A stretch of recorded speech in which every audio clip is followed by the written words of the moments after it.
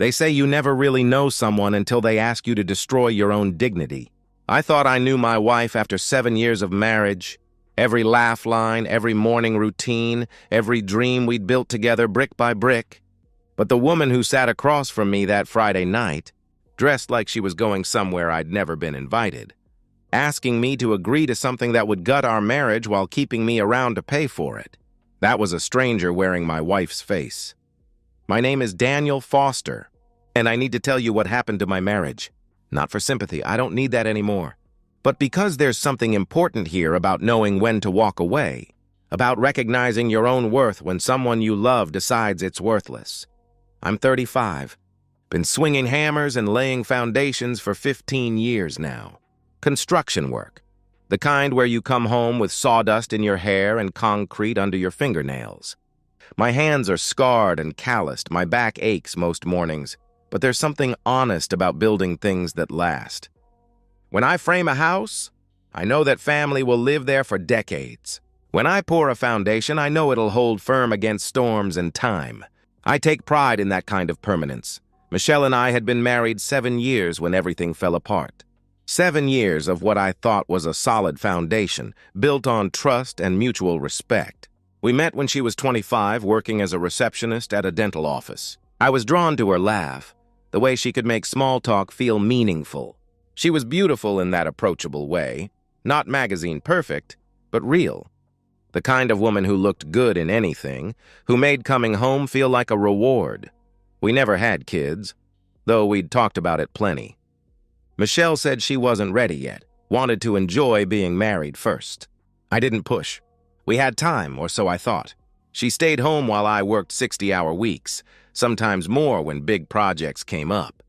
It seemed to work for us. I provided, she managed the house, we built a life together in a modest 2-bedroom in a decent neighborhood. The kind of place my father would have been proud of. Safe streets, good schools nearby for when we were ready, neighbors who waved when you mowed the lawn. For years, our routine felt comfortable, real. I'd come home exhausted, and Michelle would be there at the door, usually with dinner ready or at least planned. We'd eat together, talk about our days, mine full of job sites and crew problems, hers quieter but still full of small details that mattered.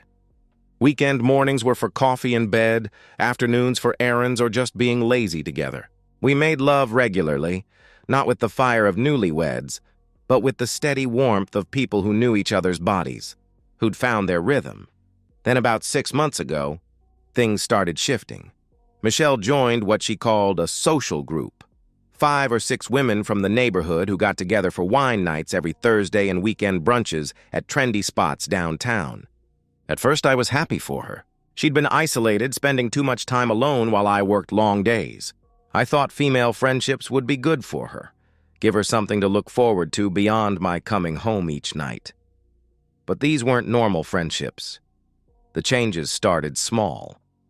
Michelle's wardrobe shifted toward more revealing clothes, low-cut tops, shorter skirts, dresses that hugged her curves in ways that seemed designed for attention.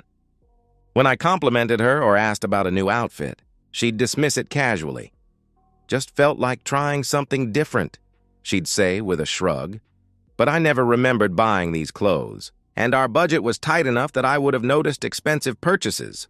Her phone became an extension of her hand. Constant texting, frequent calls she'd take in private, laughter at messages she never shared. When I'd ask who she was talking to, it was always the same response. "Just the girls," she'd reply with a tone that suggested I shouldn't be interested in women's conversations. Fair enough, I thought. Everyone needs privacy. The intimacy died gradually, then suddenly. Michelle started claiming exhaustion, headaches, stress. When I'd reach for her in bed, she'd stiffen or turn away. "Not tonight," became her default response. Weekend mornings became rushing to get ready for brunch with the girls. Our quiet moments together evaporated, replaced by her endless preparation for social events I wasn't invited to. But it was the dinner conversations that really opened my eyes. Michelle became obsessed with talking about these women, how free they were, how they lived authentically, how they refused to settle or compromise their happiness. She'd go on about Sarah, who left her husband because he was holding her back, or Jennifer, who was exploring her options while technically still married. Every story seemed designed to plant seeds, to make me understand that staying in one relationship was somehow limiting, that commitment was a trap rather than a choice. I started paying closer attention to the details. These women weren't happy divorcees finding themselves. They were homewreckers encouraging each other's worst impulses. They'd meet at expensive restaurants I couldn't afford. Talk about their adventures with men who weren't their husbands. Validate each other's cheating and betrayals as empowerment and self-discovery. Michelle would come home from these gatherings energized in a way she never was after spending time with me. Her eyes would shine with excitement as she recounted their conversations. But when she looked at me, that light would dim. I could see her comparing, evaluating, finding me lacking against whatever fantasies these women were filling her head with. The warmth that used to greet me at the door was gone. Michelle would barely look up from her phone when I came home. Dinner became her talking at me rather than with me. Monologues about her friends' courage to leave boring relationships and pursue real happiness. When I'd try to engage, to ask about her day beyond the group, she'd give one-word answers and return to her phone. I noticed but didn't confront. Part of me hoped it was just a phase, middle-age restlessness, a need to feel young and attractive again. I told myself she was just finding herself, exploring friendships she'd missed out on. I worked harder, thinking if I provided more, contributed more, she'd remember what we had together. I picked up extra projects, brought home larger paychecks, surprised her with small gifts and dinner dates. I was wrong. The harder I tried, the more contempt I saw in her eyes. My efforts weren't romantic, they were pathetic. My work wasn't admirable, it was blue-collar drudgery that marked me as unambitious. My faithfulness wasn't loyalty, it was boring predictability. Everything I thought made me a good husband became evidence of my inadequacy. One Thursday night, while Michelle was in the bathroom getting ready for wine night, her phone buzzed on the dresser. I glanced at it reflexively, not snooping, just the natural response to a notification. The preview showed a text from Sarah. "Did you tell him about the open marriage thing yet? You can't keep living this lie forever." My blood turned cold. I stared at that message until the screen went dark, trying to process what I'd read. Open marriage? What lie? That night I heard Michelle in the bathroom, voice hushed but excited. "No, he has no idea," she whispered into the phone. "He's too busy playing blue-collar hero to notice anything. Tomorrow night I'm going to tell him." The laughter that followed was like ice water in my veins. This wasn't my wife anymore. This was a stranger corrupted by poison her friends had been feeding her for months. Friday evening, I came home from a particularly brutal day. 12 hours of concrete work in 90-degree heat. My shirt soaked through with sweat, my muscles screaming. All I wanted was a shower, dinner, and maybe a quiet evening with my wife. Michelle was in the living room, perfectly made up like she was heading somewhere special. Her hair was styled, makeup flawless, wearing a black dress I'd never seen before. Expensive looking, cut low enough to show cleavage, short enough to be inappropriate for a married woman. She was scrolling through her phone, that familiar smile playing at her lips. "Hey," I said, dropping my work bag. "You look nice. Going out again?" She glanced up briefly, her expression flat and dismissive. "No, actually. I thought maybe we should stay in tonight. Talk." Something in her tone made my stomach tighten. This wasn't the voice of a wife wanting to reconnect. This was the voice of someone who'd made a decision and was about to announce it. "Great," I replied, trying to sound enthusiastic. "Let me grab a shower first. Then maybe we could order dinner and—" "I was thinking we could just talk now," she interrupted, setting her phone aside. "There are things we need to discuss about our marriage."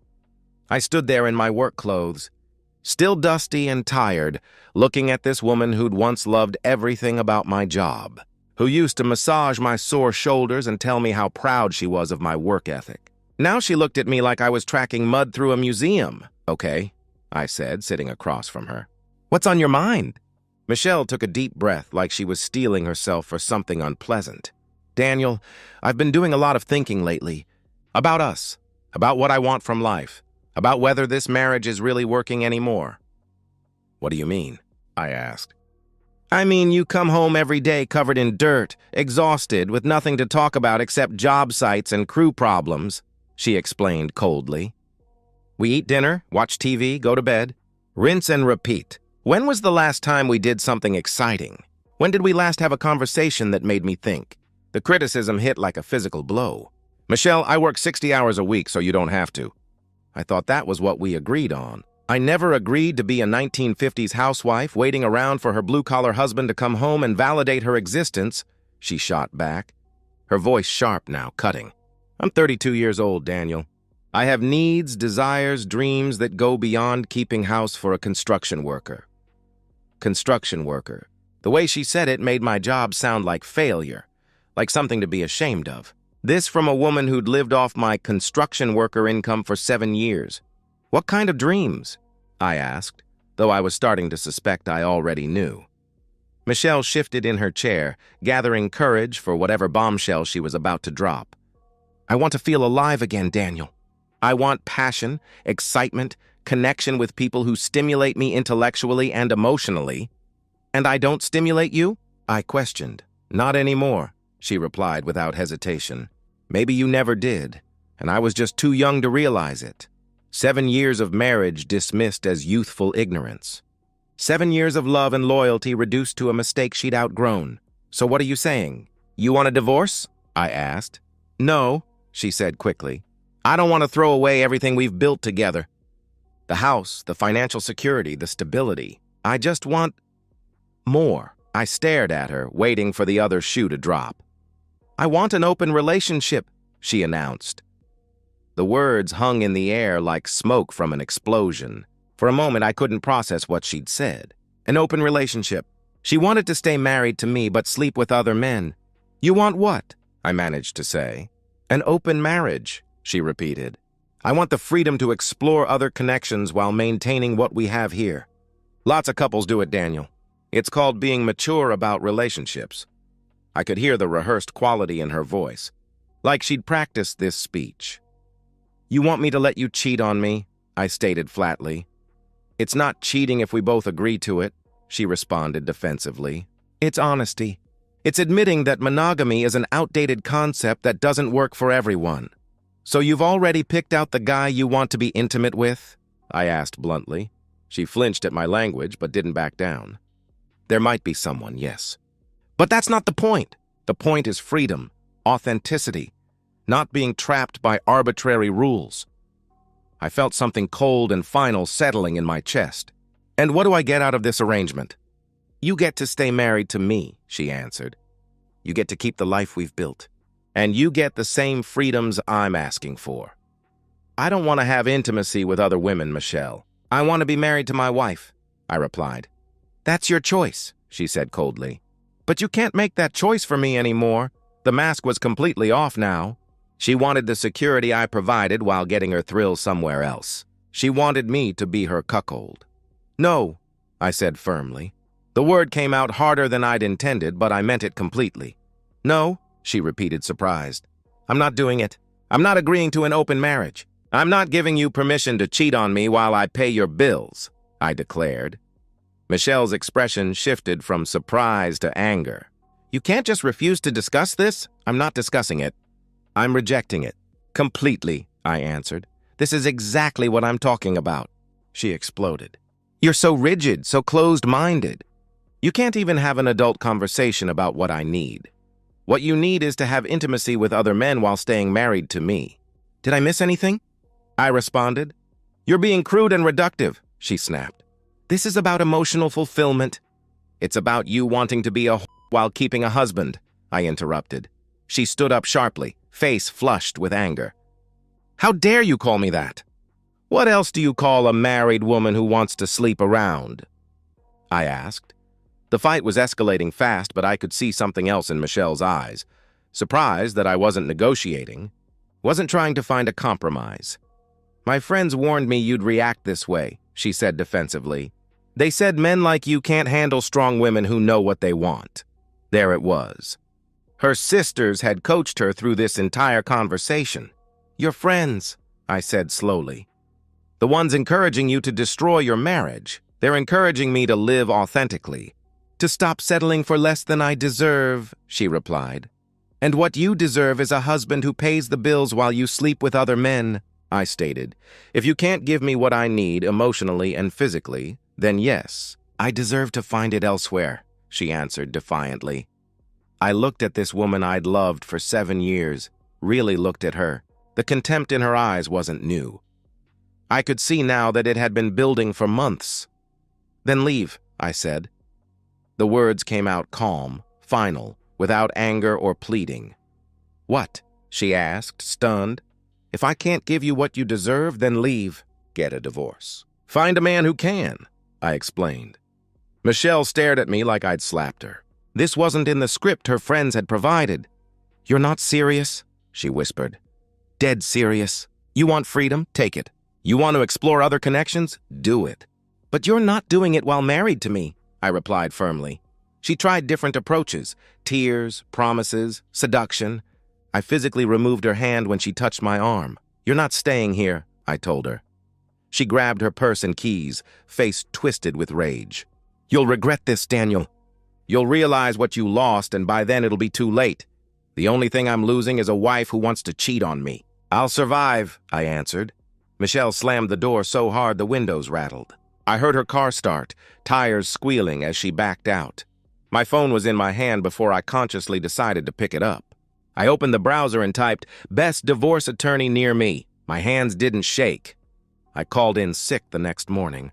First time in 3 years I'd missed work for something that wasn't the flu. By 8 a.m., I was sitting in the waiting room of Williams and Associates. Family law. Robert Williams had 15 years of experience and specialized in high-asset divorces. The consultation room was exactly what you'd expect. Leather chairs, law books, diplomas covering one wall. Williams himself was mid-50s, gray at the temples, wearing an expensive suit. But he didn't look at me like I was out of place. "Tell me what happened," he said, pulling out a legal pad. I laid it all out. Michelle's demand for an open marriage. Her threat to leave if I didn't agree. The months of emotional manipulation leading up to it. I kept my voice steady and factual, but inside I was still processing the magnitude of what had happened. Williams listened without judgment, taking notes occasionally. When I finished, he set down his pen and looked at me directly. "First question, do you want to save this marriage?" he asked. "No," I answered. The response came instantly, surprising me with its certainty. She made it clear what she thinks of me, of our marriage. "I want out." "Good. Makes this cleaner," he replied, flipping through his notes. "No kids?" "No," I confirmed. Her demand for an open marriage demonstrates abandonment of marital duties. Judges don't look favorably on that. "Her unemployment weakens her position significantly," he explained. "You'll likely keep the house since you can demonstrate sole financial responsibility. She might qualify for temporary spousal support, but minimal." "What's your advice on strategy?" I asked. "Strike fast and hard," Williams advised. "Serve her immediately before she has time to plan or hide assets. File on irreconcilable differences, but document her demands." Williams pulled out a retainer agreement. "I'll need $5,000 down. We can have papers drawn up by Monday, served by Tuesday. Can we do it faster?" I asked. He looked up from the contract. "How fast?" "Today. This afternoon," I replied. Williams studied me for a moment, probably trying to gauge whether this was emotional impulse or calculated decision. "It'll cost extra for rush service. But yes, we can have papers ready by lunch and served by 4 p.m. You sure about this?" he asked. I signed the retainer agreement and wrote a check for $6,000. "I'm sure." I drove home through familiar streets, past the elementary school where we'd planned to send our future kids, past the park where Michelle and I used to walk on Sunday mornings. Everything looked the same, but I felt like I was seeing it all for the first time. Michelle's car was in the driveway. She'd come home sometime after I left, probably expecting to find me ready to negotiate, willing to compromise. Instead, she'd found an empty house and a husband who'd spent his morning hiring a lawyer. I found her in the living room, still wearing yesterday's dress, but wrinkled now, her makeup smudged like she'd been crying. She looked up when I walked in, and I could see hope in her eyes, hope that I'd come to my senses. "Daniel, I'm so glad you're here," she began eagerly. "I've been thinking all night, and I realize we both said things we didn't mean. Maybe we can save it," I interrupted, sitting down across from her. I meant everything I said. The hope died in her eyes, replaced by something harder. So what now? You want to punish me for being honest about my needs? I'm not punishing you. I'm giving you exactly what you asked for, I replied. For the next hour, Michelle tried everything. Tears, anger, promises to cut contact with her friends, offers to go to counseling. She even tried seduction, moving closer, touching my arm, reminding me of what we'd had together. I felt nothing. Every word sounded hollow, every touch felt manipulative. She was only sorry because there were consequences now. At 3:45 p.m., I heard a car door slam outside. Michelle was in the middle of another tearful plea when the doorbell rang. Expecting someone? I asked. Michelle looked confused. No, I walked to the door and opened it. A middle-aged man in a cheap suit stood on my porch holding a manila envelope. Michelle Foster? He asked. She's inside, I replied, stepping aside. Michelle appeared behind me, still confused. I'm Michelle Foster. I have legal documents for you, he said, handing her the envelope and pulling out a clipboard. I need you to sign acknowledging receipt. I watched the color drain from Michelle's face as she realized what was happening. Her hands shook as she signed the form. The process server left without ceremony, and Michelle stood there holding the envelope like it might explode. What is this? She whispered. Your freedom, I answered. She tore open the envelope, pulled out the divorce papers, and read the first page. Her face went through a series of expressions: disbelief, shock, then rage. You filed for divorce? Today? She asked incredulously. This morning, I confirmed. You can't be serious. We haven't even tried to work this out, she protested. There's nothing to work out. You want an open marriage, I want a divorce. We're both getting what we want, I explained. This is insane. You're throwing away our entire marriage because I was honest about my feelings, she demanded. I'm ending our marriage because you stopped being my wife, I replied calmly. Pack your bags, Michelle. You need to be out of this house tonight, I told her. You're kicking me out? She asked, shocked. I'm asking you to leave. This is still legally your house too for now, but I don't want you here, I explained. Where am I supposed to go? She pleaded. Call your sisters. I'm sure they'll help you celebrate your newfound freedom, I suggested. For the first time since this whole thing started, Michelle looked truly scared. The reality was setting in. She'd gambled our marriage on my willingness to be humiliated, and she'd lost. By 7 o'clock, Michelle had packed what fit in her car. She kept trying to restart the conversation to find some angle that might change my mind. But I'd moved past anger into something colder and more final. I stood in the doorway and watched her load the last suitcase. She looked back at the house like she was seeing it for the first time. Or maybe seeing what she was really losing. I'll call you tomorrow, she said hopefully. When you've had time to think about this. Don't, I replied. She drove away slowly, like she expected me to chase after her. Instead, I closed the door and locked it. The house felt different immediately, quieter, cleaner somehow. My phone buzzed around 9 o'clock. Text message from Michelle. I'm staying at my parents'. Please think about what you're doing. We can fix this. I deleted the message without responding. I slept better that night than I had in months. Michelle returned the next morning with reinforcements, her parents flanking her protectively as we all took seats in the living room. Michelle told us what happened, her mother Patricia began gently but firmly. And while we don't agree with how she approached the situation, we think you're overreacting. Overreacting to what, exactly? I asked. Her father, Frank, leaned forward. She had some concerns about your marriage, Daniel. Maybe she didn't express them perfectly, but throwing her out and filing for divorce? That's extreme. I looked at Michelle. Did you tell them what you actually asked for? Michelle's eyes darted away. I told them we had a disagreement about the future of our relationship. That's an interesting way to put it, I replied. Turning to her parents, I continued. Did she mention that she demanded an open marriage? That she wanted permission to sleep with other men while staying married to me? The silence that followed was deafening. Patricia's expression shifted from sympathetic to confused. Frank looked like he'd been punched in the stomach. Michelle? Frank's voice was dangerously quiet. Is that true? Michelle squirmed under her father's gaze. It's more complicated than that. Did you or did you not ask Daniel to agree to an open marriage? He demanded. I suggested that maybe we could explore, she stammered. Jesus Christ, Frank interrupted, putting his head in his hands. Michelle, what the hell were you thinking? Those women, Patricia said suddenly, understanding dawning in her voice. Those friends of yours. This was their idea, wasn't it? Michelle's silence was answer enough. Frank stood up abruptly. We're leaving.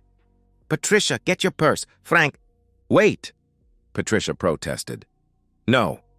I'm not sitting in this man's house and listening to our daughter explain why she thought it was acceptable to destroy her marriage, he declared firmly. Looking at Michelle with disgust, he added, I raised you better than this. Daddy, please, Michelle pleaded. Don't daddy me. You made your choice. You wanted to act like a single woman? Now you are one, he replied coldly. Patricia tried to mediate. Michelle, honey, maybe you could apologize, try to work things out. There's nothing to work out, I interjected. Your daughter made it very clear what she thinks of me and our marriage. I'm just giving her what she asked for. I made a mistake, Michelle protested desperately. I got bad advice from friends who I thought cared about me. But that doesn't mean we have to throw away 7 years. You threw it away, Frank said coldly. The moment you decided Daniel wasn't enough for you. After they left, the house felt even quieter. Michelle's parents had seen the situation clearly and supported my decision. That meant more than they probably knew. My phone started ringing around noon. Michelle calling from her parents' house. I let it go to voicemail. Tears, apologies, promises to do better, pleas for me to reconsider. I deleted it. She called 6 more times that day. I didn't answer any of them. The next few days followed a pattern. Multiple calls, increasingly desperate voicemails, long texts explaining how sorry she was. She showed up at the house twice. I didn't answer the door. On Thursday, she sent a particularly long text. I left the group, told them I never wanted to see them again. I know what they did to me, how they poisoned my mind against you. Please, Daniel, can we just talk? I'll do anything to fix this. I called Robert Williams instead. She's panicking, I told him. Calling constantly, showing up at the house, promising to change everything. Classic pattern, Williams replied. Reality is setting in. Any contact from her lawyer yet? I don't think she's hired one, I answered. She will. Probably shopping around, trying to find someone who'll take the case on contingency. Unemployed spouse in a divorce has limited options, he explained. That night, Michelle tried a different approach. Instead of calling, she came to the house around 9 p.m. and sat in her car in the driveway. Just sat there like she was waiting for me to come out and invite her back in. I watched her through the bedroom window. She looked pathetic, slumped over the steering wheel, occasionally wiping her eyes. This woman who'd been so confident when she demanded an open marriage was now reduced to camping in my driveway like a stalker. After an hour, she gave up and drove away. She was back the next night and the night after that. On Sunday, I'd had enough. When I saw her car pull up, I walked outside and approached the driver's side window. Michelle rolled it down eagerly, hope lighting up her face. Daniel, I've been hoping we could, she began. Stop coming here, I interrupted. The hope died. I just want to talk, she pleaded. There's nothing to say. You made your choice, I made mine. It's over, I replied firmly. It doesn't have to be over. We can go to counseling, she suggested desperately. Michelle, listen to me very carefully, I said. You asked me to let you cheat on me. When I said no, you threatened to leave. I called your bluff. That's the end of the story. But I realize now how wrong I was, she protested. You realize now that your plan backfired. You thought I'd cave, agree to some version of what you wanted. Instead, you're facing divorce and living in your parents' basement, I responded. I love you, she whispered. No, you don't. You love the security I provided. But you don't love me. If you did, you never would have asked me to agree to your cheating, I answered. Michelle started crying again. Daniel, please. Doesn't 7 years of marriage count for anything? It counted for everything. Until you decided it wasn't enough, I replied. I turned and walked back to the house. She sat there for another hour, but I didn't look out the window again. She didn't come back after that night. The calls and texts gradually tapered off too. 3 weeks after I'd filed, Williams called with an update. She hired a lawyer. Cheapest one she could find, he reported. He called this morning wanting to discuss settlement terms. What kind of settlement? I asked. The usual. She wants the house. half the retirement accounts, permanent spousal support. Standard wish list for an unemployed spouse, he explained. And what did you tell him? I inquired. Williams chuckled. I told him to review the circumstances that led to the filing and call me back when he had more realistic demands. 2 days later, Michelle's lawyer called back. She was accepting our settlement offer, half the liquid assets, about $8,000 total, her car, personal belongings, and 6 months of temporary spousal support. I kept the house, retirement accounts, my truck. Clean break. I felt nothing when Williams gave me the news. No relief, no satisfaction, no regret. Just a sense of completion, like finishing a long and unpleasant job. The courthouse was exactly what you'd expect. Marble floors, fluorescent lighting, and institutional atmosphere that made everything feel final and official. I sat in the hallway outside courtroom 3C, wearing the same suit I'd worn to our wedding 7 years earlier. Michelle arrived 15 minutes late with her bargain basement lawyer. She looked terrible, thin, pale, wearing a dress that looked like it came from a clearance rack. The confident woman who demanded an open marriage 3 months ago had been replaced by someone who looked defeated and desperate. When they called our case, we filed into the courtroom like opposing armies laying down weapons.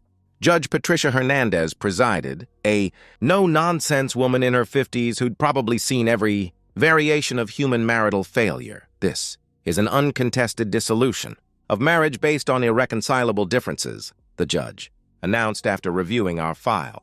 Both parties have agreed to the terms of settlement. Mrs. Foster, is that correct? Michelle's voice was barely audible. Yes, Your Honor. Mr. Foster? The judge asked. Yes, Your Honor, I confirmed. The judge flipped through several pages. Mrs. Foster, you understand that you're waiving your right to permanent spousal support in exchange for 6 months of temporary support? Yes, Your Honor, Michelle replied quietly. And you're both satisfied that this settlement is fair and equitable? The judge inquired. This was the moment I'd been dreading, not because I had second thoughts, but because I knew Michelle might try one last desperate gambit. Instead, she just nodded. Yes, Your Honor, she answered. Judge Hernandez signed several documents and looked back at us. The dissolution of marriage between Daniel Foster and Michelle Foster is hereby granted, effective immediately.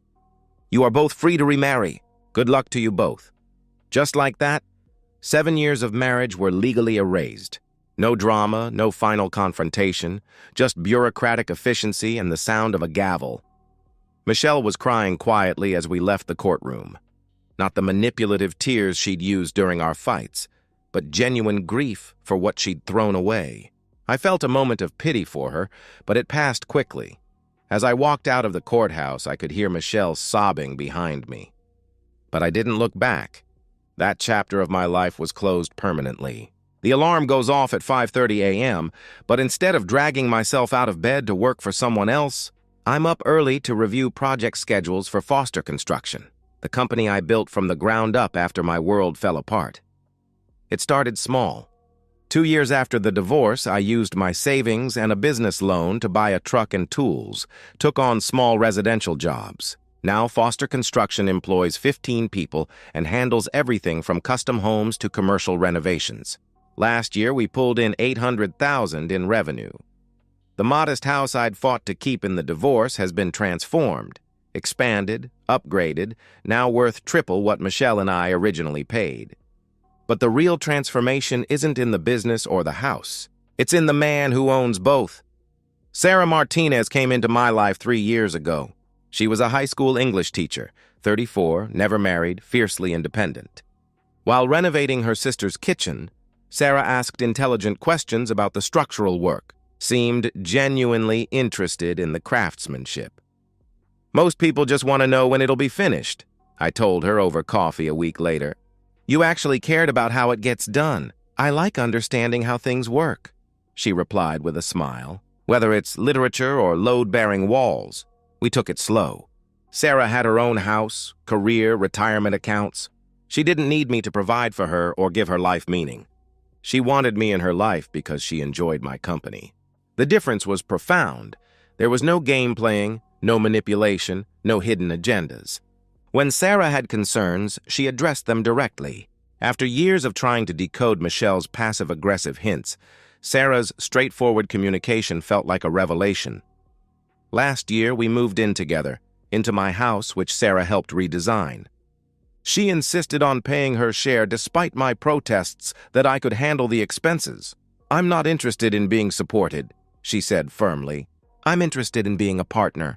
Last month, I proposed, not with desperate hope of locking down someone I was afraid of losing, but with calm confidence of a man who'd found someone worth building a life with. Sarah said yes immediately, then surprised me. "I've already talked to my lawyer about a prenup," she announced. "I think we should both protect what we've built independently." If Michelle had suggested that, I would have been hurt. From Sarah, it just made sense. We were both established adults with assets and careers. Meanwhile, Michelle's life had remained frozen in consequences. I don't actively keep tabs on my ex-wife, but in a town this size, information travels. She still lives with her parents, though they're both pushing 70 now. She works full-time at a medical office. Better than the nail salon job she'd taken immediately after the divorce, but still far from the comfortable life she'd given up. She never remarried. Friends mentioned seeing her on dating apps, but apparently men aren't lining up to marry a woman whose previous husband divorced her for demanding an open relationship. The story had made rounds in our social circle. People occasionally ask if I regret being so harsh with Michelle. I wasn't harsh, I was self-respecting. Michelle made a choice to value her desires over our marriage. I responded by valuing my dignity over her presence in my life. Sarah and I are planning a small wedding, immediate family and close friends. We're both older, more settled, less interested in spectacle than substance. "Think you'll want kids?" Sarah asked recently as we discussed our future. "Maybe," I replied. Do you? "Maybe, but I'm happy either way. I'm not looking to you to complete my life, Daniel. You enhance it," she answered. That's the difference between Sarah and Michelle in one sentence. Michelle had expected me to fill all the empty spaces in her life. When I inevitably failed to be everything to her, she'd looked elsewhere, first to her toxic friends, then to the fantasy of other men. Sarah approaches our relationship as an addition to an already full life, not as a replacement for an empty one. She has her career, friendships, interests, goals. I'm not responsible for her happiness, I just get to share in it. 8 years ago, I thought my life was ending when Michelle walked out that door demanding I accept her infidelity. I had no idea it was just beginning. Michelle taught me what I wouldn't accept. Sarah showed me what I deserved. And sometimes, learning what you won't tolerate is the first step toward finding what you actually want. And so, we've reached the end of today's story. Was it what you expected, or did it take a twist you didn't see coming? I'm curious to hear your thoughts. Share them in the comments below, and let's get a conversation going. If this story kept you hooked, make sure to hit that like button. And if you're new here or just haven't subscribed yet, now's the perfect time to join our community. I bring you fresh, captivating stories every day, so click that subscribe button and turn on notifications so you never miss out. Thanks for watching, and I'll see you in the next one.